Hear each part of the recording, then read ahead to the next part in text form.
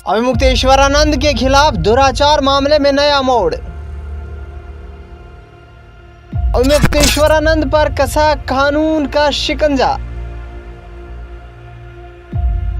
पीड़ित बटुकों की medical report से बड़ा खुलासा।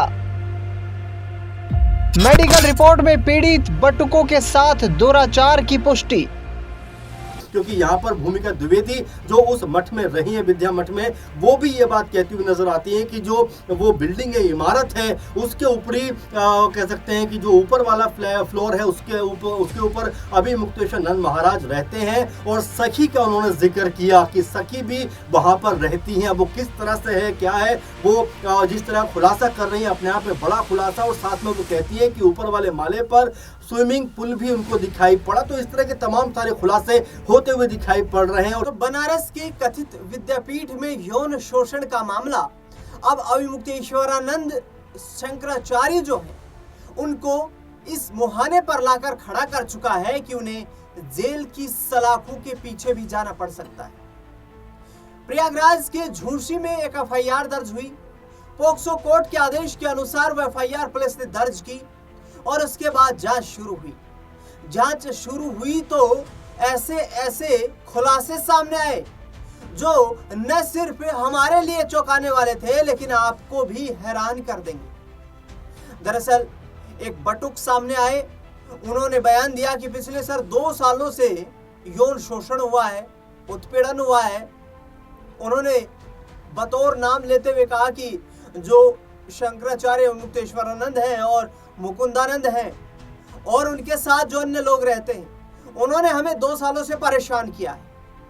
दूसरी ओर एक मेडिकल रिपोर्ट जो हुई और मेडिकल रिपोर्ट में जो खुलासा हुआ उसमें यह पाया गया कि उन बटुकों के साथ, उन अनुयायियों के साथ, वो विद्यार्थी जो थे, जो शिक्षा ग्रहण कर रहे थे, उनके साथ यौन उत्पीड़न जैसी दुर्घटना घटित हुई है और जबरन यौन शोषण उत्पीड़न भी हुआ है।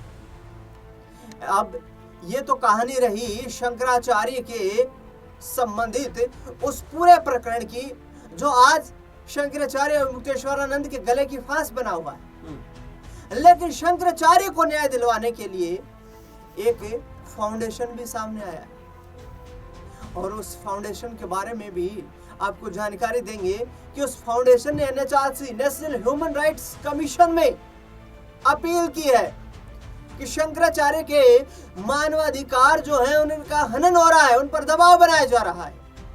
अभी डीके फाउंडेशन क्या है, ये डीके फाउंडेशन क्यों इनके बचाव में आया है और इस डीके फाउंडेशन का क्या कोई इस्लामिक कनेक्शन भी है, इस पर भी बड़ा खुलासा करने वाला हूं इस खास कार्यक्रम में। और इस कार्यक्रम के माध्यम से ही आपको ये भी बताने वाले हैं कि आखिरकार शंकराचार्य को लेकर जिस तरीके का बवाल मचा हुआ है उसमें विपक्ष के साथ साथ इस डीके फाउंडेशन की क्या भूमिका है। सीधा सवाल करता हूं मैं अपने सहयोगी अमन सर से, जो इस डीके फाउंडेशन का पूरा जो है आपको वो समझाएंगे विस्तार से कि आखिरकार ये पूरा डीके फाउंडेशन किस तरीके से ह्यूमन राइट कमीशन पहुंचा है और कैसे क्या इस मामले को लेकर शंकराचार्य का पक्ष लेने की कोशिश की जा रही है। अमन सर बताइए। जी बिल्कुल दिनेश जी, बहुत ही महत्वपूर्ण और बड़ी घटना कहीं ना कहीं उत्तर प्रदेश के हवाले से कही जा सकती है, क्योंकि अब तक ऐसा लग रहा था कि जो बातें कह सकते हैं कि तथाकथित तौर पर शंकराचार्य हैं, क्योंकि उनके शंकराचार्य की डिग्री को लेकर, उपाधि को लेकर भी तमाम तरह के सवाल है। हालांकि उस पर हम नहीं जाएंगे, लेकिन जो ताजा हालिया मामला है उसको लेकर उसकी जो गंभीरता है जरूर यहाँ पे डिस्कस होना चाहिए। क्योंकि जो आरोप लगे दिनेश जी, आपको याद होगा, उन आरोपों को शुरू से ही खारिज करने का प्रयास किया गया। कहा गया कि भाई नेताओं के दबाव में हो रहा है, ये तमाम जो सत्ता पक्ष के लोग हैं उनके दबाव में हो रहा है, पुलिस जो है उनके दबाव में काम कर रही है। लेकिन अब जो खुलासे हो रहे हैं वो अपने आप में न सिर्फ सवाल खड़े कर रहे हैं बल्कि शंकराचार्य के तौर पर खुद को पहचान दिलाने वाले अभिमुक्तेश्वरानंद जी महाराज के ऊपर भी कहीं ना कहीं तमाम ऐसे गंभीर और संगीन जो बातें हैं वो यहाँ पर उजागर होने का जो प्रोसेस है वो शुरू होता हुआ दिखाई पड़ता है। आप देखेंगे जो बटुक सामने आए हैं उन्होंने किस तरह से कहा है कि उनसे गुरु दीक्षा के नाम पर उनके साथ में यौन शोषण हुआ है और जो बच्चे हैं वो खुलकर जो है यहाँ पर अभिमुक्तेश्वरानंद महाराज का नाम लेते हुए दिखाई पड़ रहे हैं। और इतना ही नहीं दिनेश जी, जब मेडिकल रिपोर्ट कराई जाती है, जरा आप सोचिए, क्योंकि अब तक ये कहा जा रहा था कि सब भ्रम है, सब जो है कहीं ना कहीं किसी दबाव में किया जा रहा है, लेकिन अब जब अदालत ने भी पूरे मामले को देखा उसके बाद एफआईआर दर्ज करने के लिए उन्होंने कहा कि भाई एफआईआर जो है दर्ज होनी चाहिए। और अब जब मेडिकल रिपोर्ट होती है दिनेश जी, उस मेडिकल रिपोर्ट में खुलासा हो जाता है कि हाँ, इन बच्चों के साथ में जो ये बटुक हैं इनके साथ में एक तरीके से यौन शोषण हुआ है। अब जरा देखिए इस मामले की जो गंभीरता है वो किस कदर निकलकर सामने आती है, किस तरह से सामने आती है, क्योंकि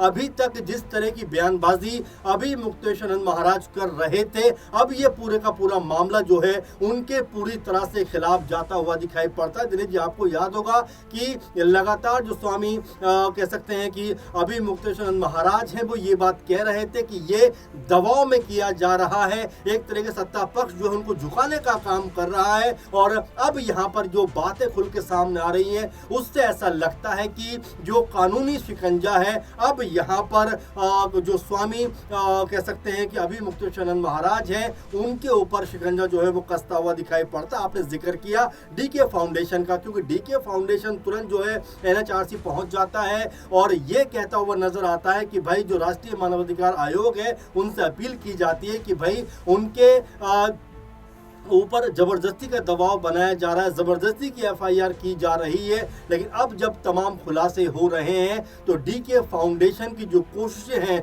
ऐसा लगता है किसी प्रभाव की वजह से निकल कर सामने आती है। अगर हम डीके फाउंडेशन की बात करें दिनेश जी, तो इसमें जो डायरेक्टर हैं, अगर डायरेक्टर के नाम को आप सुनेंगे तो आप भी हैरान हो जाएंगे, क्योंकि एक डायरेक्टर का नाम कैफ मोहम्मद खान है और दूसरे जो डायरेक्टर है इसमें उनका नाम दानिश खान है। तो क्या जो हम ये कहीं ना कहीं संभावना भी लग रही थी कि क्या इसमें कोई इस्लामिक दबाव तो नहीं है, क्या कहीं से कोई जो है दबाव बनाने का प्रयास तो नहीं किया जा रहा है, क्योंकि जिस तरह की भाषा शैली लगातार अभिमुक्तेश्वरानंद महाराज इस्तेमाल कर रहे थे उसको लेकर भी ये कहा जा रहा था कि भाई क्या वाकई में वो सही है, क्योंकि हमेशा वो ये बात कहते हुए नजर आए कि जो सत्ता पक्ष के लोग हैं वो उनके ऊपर दबाव बनाते हुए दिखाई पड़ते हैं। लेकिन अब जो 3-4 बड़ी बड़ी बातें निकलकर सामने आई है और देखिए कानूनी रूप से वो कहीं ना कहीं कह सकते हैं कि सही जो आरोप लगे थे उनके ऊपर वो सही साबित होती हुई दिखाई पड़ती है। मेडिकल रिपोर्ट आप देख रहे हैं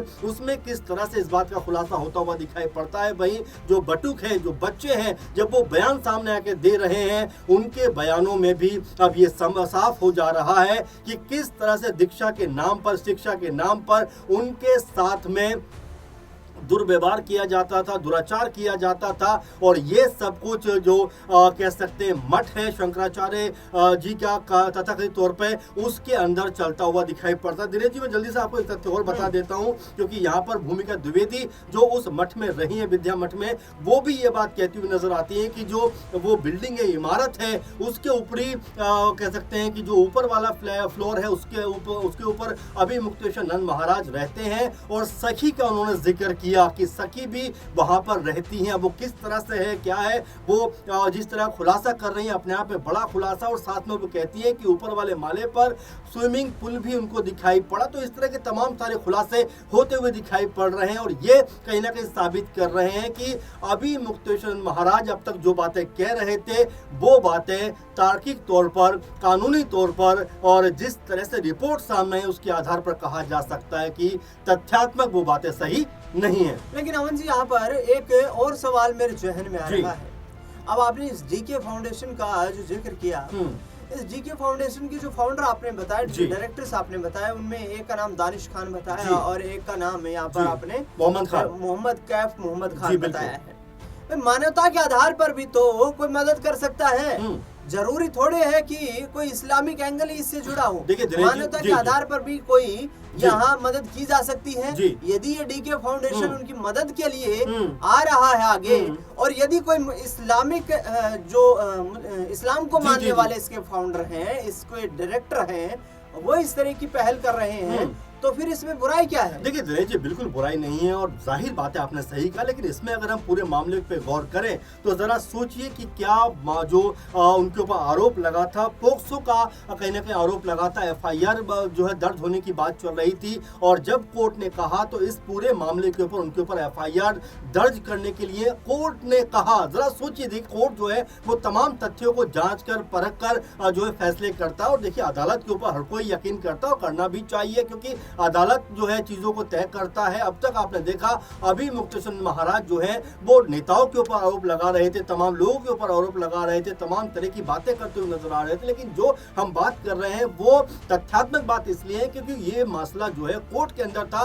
कोर्ट ने कहा कि भाई इनके ऊपर एफआईआर होनी चाहिए। उसके बाद जब इस जिन बच्चों की तरफ से आरोप लगे उन बच्चों से जब बात की गई तो उसमें भी कहने के उन्होंने स्पष्ट रूप से कहा कि हाँ उनके साथ में दुराचार हुआ है। और तो और कि जब मेडिकल रिपोर्ट होती है, जरा सोचिए दिनेश जी, जब मेडिकल रिपोर्ट होती है उसमें इस बात का खुलासा हो जाता है कि अभी मुक्तेश्वर महाराज यानी जिस तरह से इन बच्चों ने उनके ऊपर आरोप लगाए हैं उसमें काफी हद तक सच्चाई मिलती है, क्योंकि मेडिकल रिपोर्ट में ये स्पष्ट हो जाता है कि हाँ यहाँ पर उनके साथ में यौन शोषण हुआ है, दुराचार हुआ है। तो यानी कि एक तरह देखा जाए तो दूध का दूध और पानी का पानी यहाँ पर होता हुआ दिखाई पड़ा है। लेकिन अभी मामला चूंकि अदालत में है, अग्रिम जमानत के लिए उन्होंने जो है याचिका दाखिल की हुई है, कल शायद उसके ऊपर सुनवाई भी है। लेकिन जिस तरह से ये मामले अब खुलते हुए दिखाई पड़ते हैं, ऐसा लगता है कि अब यहाँ से अभी मुक्तेश्वर महाराज जिस तरह की बातें कर रहे थे, अब यहाँ जो कानूनी शिकंजा है उनके ऊपर कसता हुआ दिखाई पड़ेगा। अब किस तरह से ये पूरे का पूरा प्रोसेस आगे बढ़ेगा, क्या उनको सलाखों के पीछे जाना पड़ेगा, क्योंकि हमने अतीत में भी देखा है कई बड़े बड़े जो धर्म के गुरु हैं उनके ऊपर इस तरह के आरोप लगे हैं और वो सलाखों के पीछे पहुंचते हुए दिखाई पड़े हैं। अब जबकि ये लगभग साफ हो रहा है, क्योंकि बच्चों ने अब तक ऐसा लग रहा था कि हो सकता है कि दबाव में ये बात कही हो, लेकिन अब बच्चों ने स्पष्ट रूप से कहा है कि 2 साल से उनके साथ ये कुछ होता हुआ दिखाई पड़ रहा था, और वही उनके साथ ही बल्कि और तमाम बच्चों की वो बातें कर रहे हैं जो उस मठ में रहते हैं, शिक्षा दीक्षा ग्रहण करते हैं। लेकिन उस शिक्षा दीक्षा ग्रहण करने के नाम पर जिस तरह का अपराध उनके साथ में हुआ है, दिनेश जी यहाँ पर सवाल जरूर उसके ऊपर उठने चाहिए। और इसी तर्ज पर देखा जा रहा है कि अभी मुक्तेश्वर महाराज के ऊपर जिस तरह से अब ये शिकंजा कस रहा है, कोई बड़ी बात नहीं कि आने वाले दिनों में वो सलाखों के पीछे जाते हुए दिखाई पड़ जाए। बिल्कुल, कई आपने ऐसे उन बाबाओं के नाम सुने होंगे जिन पर इस तरीके के आरोप लगे, जांच हुई, अदालत में तमाम साक्ष्य पेश किए गए, जिनके आधार पर जो है कानून ने अपना काम किया और न्यायालय ने वो फैसला सुनाया। तो अब क्या उस सूची में नाम यहाँ पर मुक्तेश्वरानंद का भी शामिल होगा, ये देखना बेहद दिलचस्प रहेगा। हालांकि मुक्तेश्वरानंद का ये कहना है कि वो कोर्ट के प्रोसेस, भारत के संविधान में विश्वास रखते हैं, कोर्ट का जो भी फैसला होगा वो उन्हें और उनके अनुयायियों को मान्य होगा, लेकिन उन्हें विरोध करने का खामियाजा भुगतना पड़ रहा है। और मुक्तेश्वरानंद इस तरीके की बात कहते हुए नजर आ रहे हैं। अपने बचाव को लेकर के इस तरीके के आरोपों को वो सिरे से खारिज भी कर रहे हैं। इस पूरे मुद्दे को लेकर आपकी क्या राय प्रतिक्रिया है, कमेंट बॉक्स में हमें जरूर बताएं। इस खास रिपोर्ट में फिलहाल के लिए इतना।